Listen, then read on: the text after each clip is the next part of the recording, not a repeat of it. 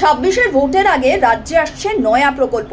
শনিবার থেকেই শুরু হয়ে গেছে আমাদের পাড়া আমাদের সমাধান এই প্রকল্প। এই প্রকল্পে কি হবে, শিবির তৈরি করে বিভিন্ন সমস্যা শোনা হবে সাধারণ মানুষের, তারপর সেগুলো সমাধান করা হবে। জল, বিদ্যুৎ, নানান রকম যা যা সমস্যা রয়েছে সাধারণ মানুষের, সেই সমস্যাগুলো সমাধান করা হবে। রাজ্য জুড়ে বসছে মোট 28,000 বুথ। শনিবার থেকে রাজ্যের প্রত্যেকটা জেলায় একযোগে 500রও বেশি শিবির তৈরি হয়েছে, যার মধ্যে কলকাতাতেই রয়েছে 4টে শিবির।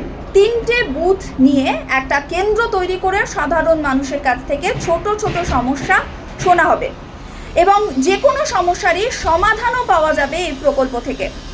আপনাদের জানিয়ে রাখবো, 70 নম্বর ওয়ার্ডের অন্তর্গত ভবানীপুর গুজরাটি এডুকেশন কলেজ ক্যাম্পে এই সমস্যা সমাধান যে প্রকল্প, এই প্রকল্প সকাল 11টা থেকেই ইতিমধ্যেই শুরু হয়ে গেছে। 13 নম্বর ওয়ার্ডের অন্তর্গত উল্টোডাঙ্গা মার্কেটে সকাল 10টা থেকেই শুরু হয়ে গেছে এই ক্যাম্প।